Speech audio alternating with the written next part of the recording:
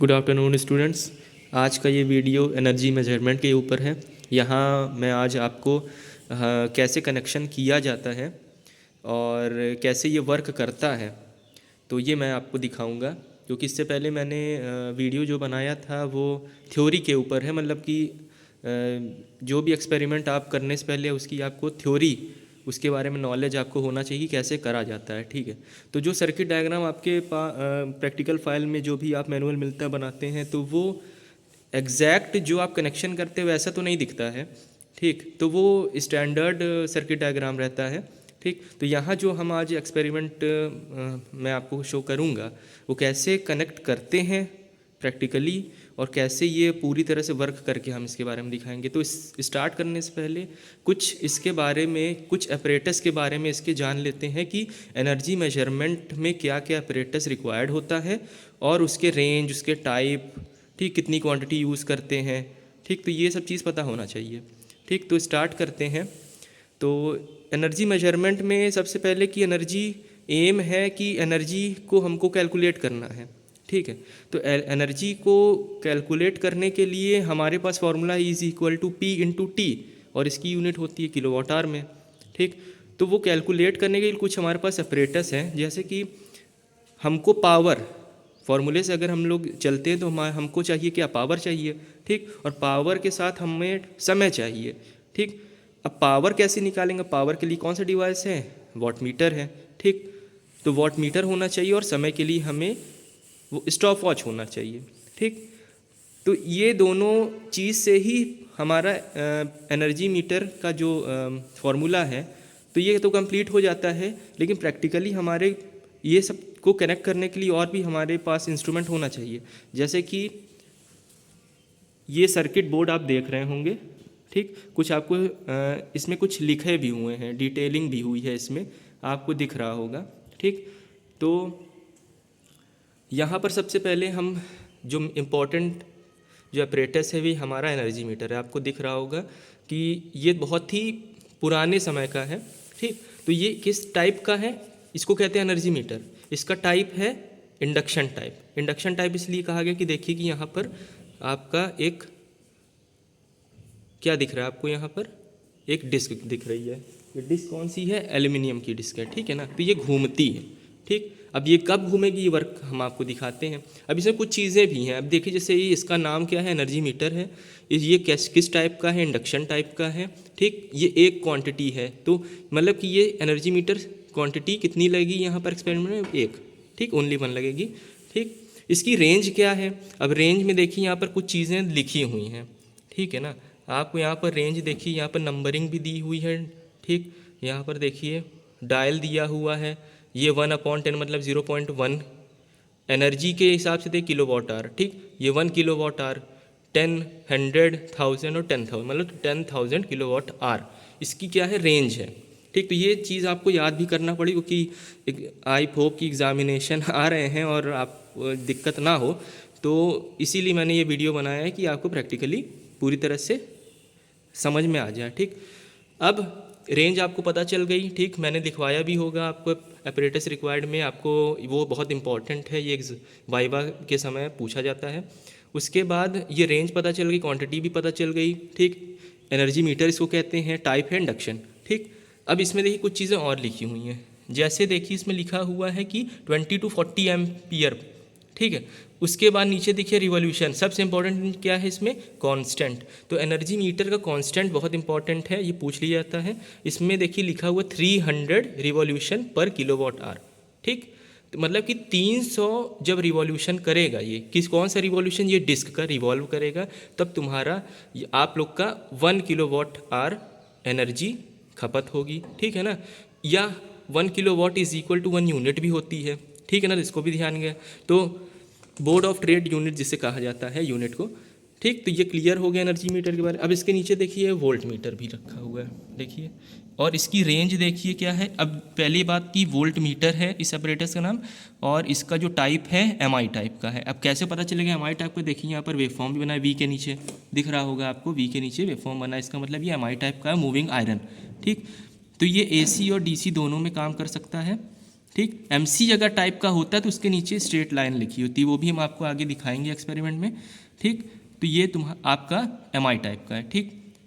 और इसकी रेंज है 0 to 300 वोल्ट्स। देखिए यहाँ 300 तक लिखिए, तो रेंज मत भूलिएगा, इसको आप देख के समझ जाइएगा, ठीक। तो ये आपकी रेंज हो गई, ठीक। तो वोल्ट मीटर है MI टाइप का, रेंज है 0 to 300 वोल्ट, ठीक।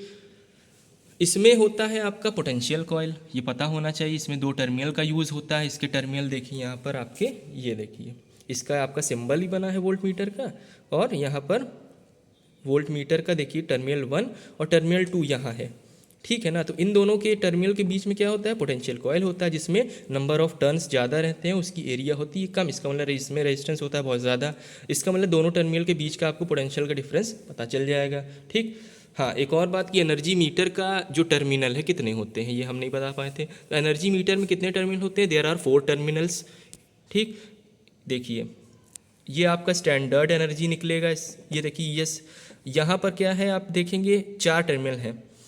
इस एक S1 है, एक S2 है, एक L2 है, एक L1 है। S का मतलब होता है सप्लाई साइड, L का मतलब होता है लोड साइड, ठीक। तो S1 का यहाँ 2 टर्मिनल, इसलिए इसका कलर भी देखिए आपको कुछ रेडिश टाइप का है, यहाँ ब्लैक है दोनों में, ठीक। अब रेड इसलिए होता है, red colour is meant for phase या फिर लाइन कह सकते हैं। यहाँ आपका न्यूट्रल होता है। तो 2 आपका, एक इनपुट होगा एक आउटपुट होगा, ठीक। मतलब फेज़ और न्यूट्रल हो गया। अब उसी साथ जब इनपुट दिया आपने तो आउटपुट में भी फेज़ और न्यूट्रल निकलेगा, तो लोड में आपके जाएगा, ठीक है ना। तो 4 टर्मिनल के नाम आपको पता होने चाहिए, ठीक। तो ये एनर्जी मीटर का हो गया और ये हो गया आपका वोल्ट मीटर का, ठीक। और उससे पहले देखिए यहाँ पर क्या है, फेज़ न्यूट्रल, ये कहाँ से आ रही है, आपकी सप्लाई आ रही है पोल पर से, ठीक है ना। तो पोल पर से सिंगल फेज़ आती है, सिंगल फेज़ में आपका एक फेज़ और एक न्यूट्रल रहता है। एनर्जी मीटर आपका सिंगल फेज़ का है, तो सिंगल फेज़ से हम आपको यहाँ से किसको देंगे, एनर्जी मीटर को देंगे, ठीक है ना। तो एनर्जी मीटर से फिर आपको वोल्ट मीटर में देना है, ठीक। अब नेक्स्ट एपरेटस क्या है आपका, एम मीटर। एम मीटर भी कैसा है हमारा, MI टाइप का। इसमें भी देखिए वेव फॉर्म बना हुआ है, इससे पता चल जाता है। इसकी रेंज क्या है, 0 से लेकर 5 एम्पियर तक है, ठीक है, याद रखिएगा, ठीक। इसमें क्या होता है, इसके 2 टर्मिनल होते हैं, देखिए यहाँ पर बोर्ड में 2 टर्मिनल इसका सिंबल बना है एम मीटर का, और यहाँ पर A1 A2 मतलब कि इनपुट देंगे आप, एक आउटपुट लेंगे। अब इन दोनों टर्मिनल के बीच में करंट कॉइल होता है, जिसको हम लोग शॉर्ट में CC बोलते हैं, ठीक है ना। तो इसको ध्यान में रखिएगा, करंट कॉइल बोला जाता है। इस करंट कॉइल का जो नंबर ऑफ टर्न होता है बहुत ही कम होता है, ठीक, as compared to potential coil, ठीक। तो इसका मतलब इसमें होगा रेजिस्टेंस बहुत कम, ठीक। एरिया इसमें ज़्यादा रहती है, क्रॉस सेक्शनल एरिया, इसका मतलब इसमें रेजिस्टेंस बहुत कम होगा, नेग्लिजिबल होगा। जो भी हम इसमें करंट देंगे इनपुट में, उतना ही करंट आपको मिलेगा। इसका मतलब वोल्टेज और करंट सेम मिलेगा। इसका मतलब इसको हम लोग सीरीज़ में लगाएंगे, ठीक है ना। पैरेलल में हम लोग एमीटर को नहीं लगाते हैं, पैरेलल में हम लोग वोल्ट मीटर को लगाते हैं, क्योंकि हमको वोल्ट पोटेंशियल का डिफरेंस पता करना रहता है, ठीक है। तो ये ध्यान में रखिएगा कि एमीटर को हम लोग सीरीज़ में लगाते हैं, ठीक। हमने एमीटर का नेम बता दिया, एमीटर है, और इसका टाइप बता दिया MI टाइप का, रेंज बता दी 0 to 5 है, क्वांटिटी लगेगी इसमें 1, ठीक। अब नेक्स्ट जो हमारा है इम्पॉर्टेंट एपरेटस वो है वॉट मीटर, जिससे हम लोग को पावर पता चलेगा। अब ये वॉट मीटर देखिए, इसमें W लिखा भी हुआ है। ये किस टाइप का है एपरेटस, डायनमोमीटर टाइप का है, ठीक है ना। ये डायनमोमीटर टाइप का, इसको याद रखना है। इसकी रेंज देखिए, इसमें देखिए नंबर लिखा हुआ है, रेंज कहाँ से, 0 to 1500 इसकी रेंज हो गई, ठीक है।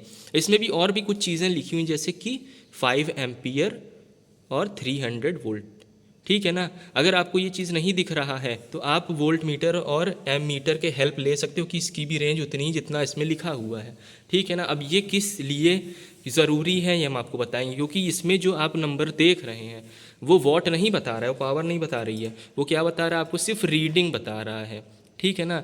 और इसको आपको मल्टीप्लाई करना है with the help of multiplying factor, ठीक है ना। तो मल्टीप्लाइंग फैक्टर निकालेंगे कैसे, इसका फॉर्मूला हमने बताया था लैब में। क्या बताया था, स्मॉल m से डिनोट करते हैं, small m is equal to V C into I C upon watt meter की रेंज, ठीक है, मतलब कंसिडर्ड वोल्टेज जो कि यहाँ 300 लिखा हुआ है और कंसिडर्ड करंट जो कि यहाँ पर 5 एम्पियर लिखा हुआ है, ठीक, और इसकी रेंज कितनी है वॉट मीटर की 1500। तो इस जब इसको हम सॉल्व करेंगे तो इसका वैल्यू आएगी, उस वैल्यू को हम लोग को जो भी हमारे पास रियल टाइम में यहाँ पर रीडिंग दिखाई दे रही होगी उससे मल्टीप्लाई करना है, और मल्टीप्लाई करने के बाद हमारे पास क्या आ जाएगा, पावर, और किस में आएगी पावर, वॉट में आएगी। समझ में आ गया। तो पावर हम लोग ऐसे निकाल सकते हैं, ठीक। अब इसके क्या होते हैं कि इसका हमने बता दिया कि नेम अपरेटस का क्या है, वॉटमीटर है, टाइप कौन सा है, डायनोमीटर टाइप, क्वांटिटी कितनी लगेगी, 1 लगेगी, रेंज ही बता दिया, ठीक। अब इसके टर्मिनल के बारे में अगर हम लोग देखें तो टर्मिनल में देखिए यहाँ पर W लिखा हुआ है, इसमें 4 टर्मिनल है, M, L, C और V दिख रहा होगा आपको। M का मतलब होता है मेंस, ठीक, L का मतलब होता है लोड, C का मतलब कॉमन और V का मतलब वोल्टेज, ठीक। अब इसमें आपको ध्यान ये देना है कि जो इसके जो टर्मिनल है चारों, ठीक, इसमें आपके इंटरनली कनेक्टेड भी रहते हैं, जैसे कि M से L तक आपका जो कनेक्शन है वो पहले से अंदर हुआ है, ठीक, और विद द हेल्प ऑफ कौन सी कॉइल लगी हुई है, इसमें भी कॉइल लगेगी, ठीक, कौन सी, इसमें पोटेंशियल कॉइल लगेगी, ठीक है ना। आपका जो M से L तक कौन सी कॉइल लगेगी, करंट कॉइल, CC कॉइल लगेगी, ठीक है ना। और नीचे आप देख रहे हैं C और V से कौन सी कॉइल लगेगी, आपकी पोटेंशियल कॉइल लगेगी, ठीक ना। तो 2 कॉइल अगर यहाँ जुड़ गई है, 2 कॉइल यहाँ, तो बाकी कौन कितना टर्म बाकी हो गया, ये दोनों को जोड़ना और ये दोनों को। जब ये दोनों आपस में कनेक्ट हो जाएंगे तो कंप्लीट हो जाएगी सर्किट। तो इसको हम लोग कैसे करते हैं, मैनुअली इसको जोड़ेंगे। समझ में आ गया। तो M और C को हम लोग जोड़ देंगे अलग से वायर से डायरेक्टली। L हम लोग का जाएगा लोड में, V जाएगा वापस आएगा न्यूट्रल, ठीक है ना, वोल्टेज वाले टर्मिनल में, ठीक। तो इनडायरेक्टली हम लोग ने क्या कर दिया, पूरा सर्किट कंप्लीट किया। तो हमारा वॉट मीटर जो है ये पूरी तरह से चलने लगेगा, ठीक है।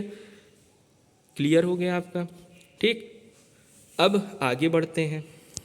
अब यहाँ पर आप देखेंगे कि लोड लगा है, लोड अपरेटस का नाम यहाँ क्या है, बल्ब है, ठीक। बल्ब किस टाइप का होता है, रेजिस्टिव टाइप का, वो कि इसमें क्या होता है, टंगस्टन की वायर होती है। इसमें आप लोग ध्यान से देखेंगे, देखिए यहाँ पर आपको वायर दिख रहा होगा, ठीक, टंगस्टन का है, ठीक, और ये प्योरली रेजिस्टिव टाइप का है, ठीक है ना। तो ये हमारा जो टाइप है वो रेजिस्टिव हो गया। इसकी रेंज कितनी है, यहाँ पर 200 वाट की है, ठीक। अगर आपको इसका रेजिस्टेंस निकालना है तो भी आप कैलकुलेट कर सकते हैं नॉर्मल वोल्टेज और करंट के हेल्प से, ठीक है। क्वांटिटी कितनी लगी है, एज़ पर रिक्वायर्ड, जो जितनी हम लोग को ज़रूरत है उस हिसाब से हम लोग यहाँ पर ले सकते हैं। समझ में आ गया। अब चलिए हम इसको कनेक्ट करके दिखा देते हैं। सबसे पहले हम लोग क्या करेंगे, फेस को यहाँ पर कनेक्ट करेंगे। फेस से कहाँ जाएगा, आपका S1 में जाएगा, ठीक। ये हमने एनर्जी मीटर को भी पावर दे रहे हैं।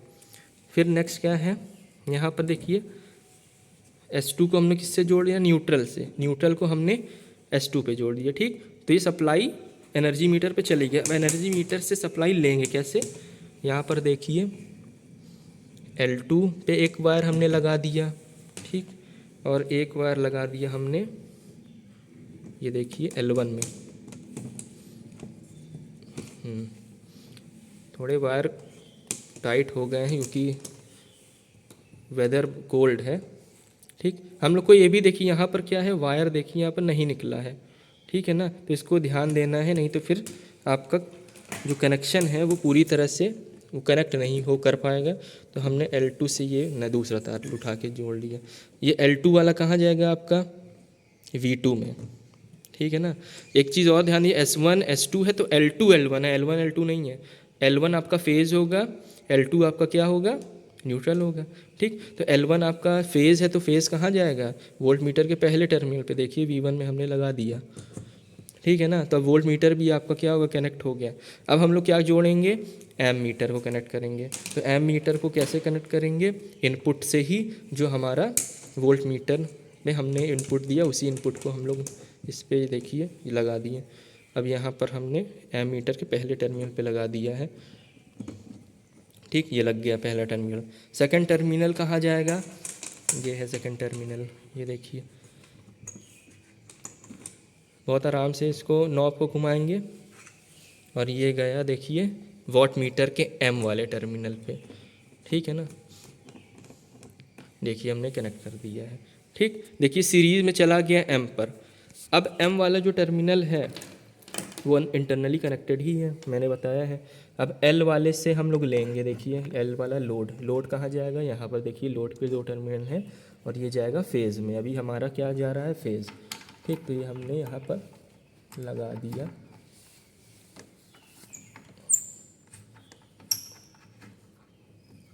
ठीक, ये देखिए लग गया है। थोड़ा टाइट कर लें कि लूज़ कनेक्शन नहीं होना चाहिए।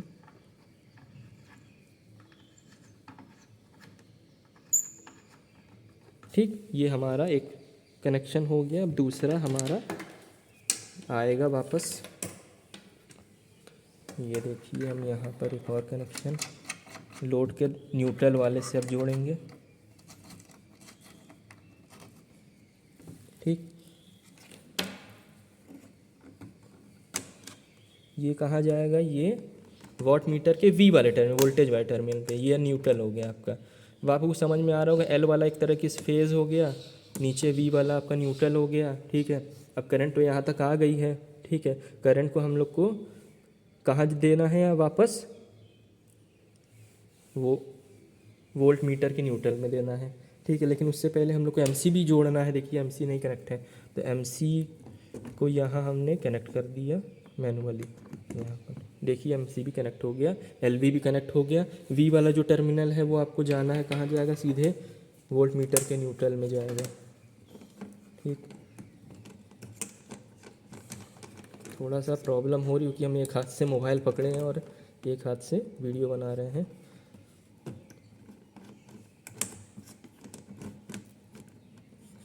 ये देखिए हमने कनेक्ट कर दिया। ठीक, इसका दूसरा वाला जो है ये गया आपके वी वाले टर्मिनल के सेकंड वाले में। देखिए सब लिखा हुआ है, आपको बस देखना है और कनेक्ट करना है। तो ये वीडियो आपको बहुत हेल्प देगा, अभी एग्ज़ाम होने वाले प्रैक्टिकल के। तो आई होप कि ये वीडियो आपको बहुत हेल्प करेगा, क्योंकि प्रैक्टिस का वक्त मिल नहीं पाया था। तो ये वीडियो आप देखकर कॉपी में भी आप डायग्राम बना के इसका कनेक्शन कर सकते हैं, याद कर सकते हैं। थोड़ा दिक्कत हो रहा है इसमें, नॉब थोड़ा ढीले हो गए हैं यूज़ करते करते। चलिए देखते हैं इट विल बी वर्क। देखिए हमने कनेक्शन तो कर दिया, कनेक्शन पूरा हो गया। देखिए कुछ यूँ दिख रहा है आपको, ठीक है ना, जिसको पॉज करके वीडियो आप देख भी सकते हैं।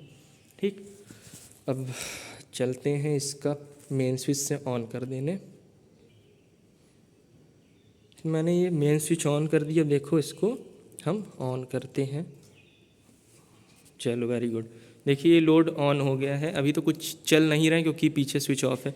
तो आपको ये देखिए कुछ चीज़ें आपको तुरंत, ये देखिए इंस्टेंटेनियस वोल्टेज, ये देखिए हमारे पास कितना आया वोल्टेज, देखिए हमारे पास आ गया है। कितना आ रहा है, ये 250 के कम से कम करीब आ रहा है। देखिए 200 और 300 के बीच में है। ठीक है, सिंगल फेस के हिसाब से 220 के आसपास रहना चाहिए। थोड़ा सा अभी है वोल्टेज ज़्यादा ही है, कोई दिक्कत नहीं है। ठीक, तो वोल्टेज पता चल गया। यहाँ पर देखिए ध्यान से अगर, तो आपका एनर्जी मीटर भी धीरे धीरे उसकी डिस्क घूम रही है। अभी इसमें रेड कलर की लाइन भी बीच में क्रॉस करेगी। अब धीमे इसलिए हो रहे हैं कि लोड हमारे पास बहुत ही धीमे धीमे चल रहा है। हम इसको कुछ लोड बढ़ाते हैं, ऑन करते हैं। लोड तो सारे ऑन है, लेकिन बल्ब का कनेक्शन जो है शायद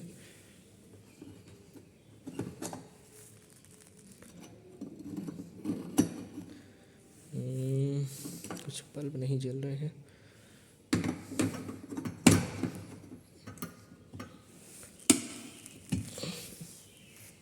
कोई बोर्ड बदल दिया है शायद, चलिए कोई दिक्कत नहीं है, इसका बोर्ड हम चेंज कर देंगे। हम तो ये वीडियो सिर्फ बना रहे कि आपको इससे समझ में आ जाए। ठीक है, कुछ बल्ब गड़बड़ भी हैं यहाँ पर। ठीक, देखिए 2 लोड जल रहे हैं, यहाँ पर वर्क हो रहा है।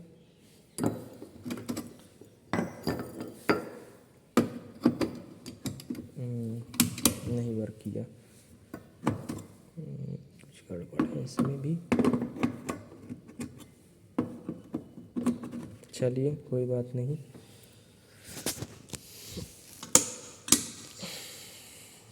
ओके, तो ये दोनों बल्ब सीरीज़ में, कोई बोर्ड बदल दिया है। चलिए कोई दिक्कत नहीं है,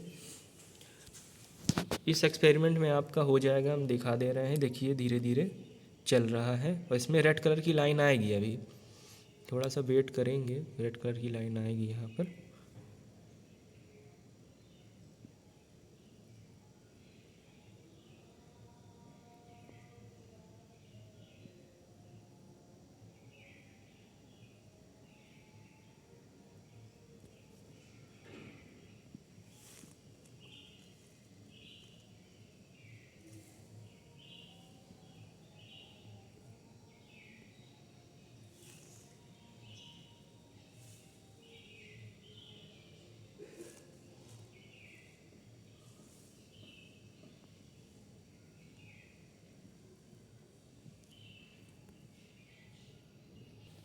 ये देखिए स्टूडेंट, ये रेड कलर की लाइन आ गई और ये इस वाले छोटे वाले जो पॉइंट यहाँ पर है ब्लैक कलर का, उसको क्रॉस करके निकल गया।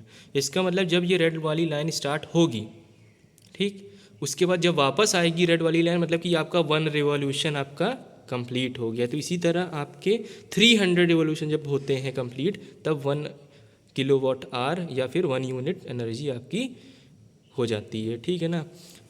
अब इस एक्सपेरिमेंट में आपको 5, 10 और 15 टन के, ठीक है ना, रिवॉल्यूशन के की एनर्जी निकालनी है। तो बाकी चीज़ें तो हमने फार्मूला वगैरह सब तो बता ही दिया था। मेरा मोटो यही था कि आपको ये कनेक्शन और अपरेटस दिखा दें, जिससे आपको कुछ प्रैक्टिकली हेल्प मिल जाएगी, ठीक है ना। तो आज का वीडियो में इतना ही है, ठीक। तो आई होप कि ये वीडियो आपको अच्छा लगेगा, ठीक। तो इसके अलावा भी और भी बहुत सारे एक्सपेरिमेंट हैं, उस पर वीडियो हम आगे कंटिन्यू बनाएंगे, ठीक। तो चलिए फिर मिलते हैं अगले वीडियो में।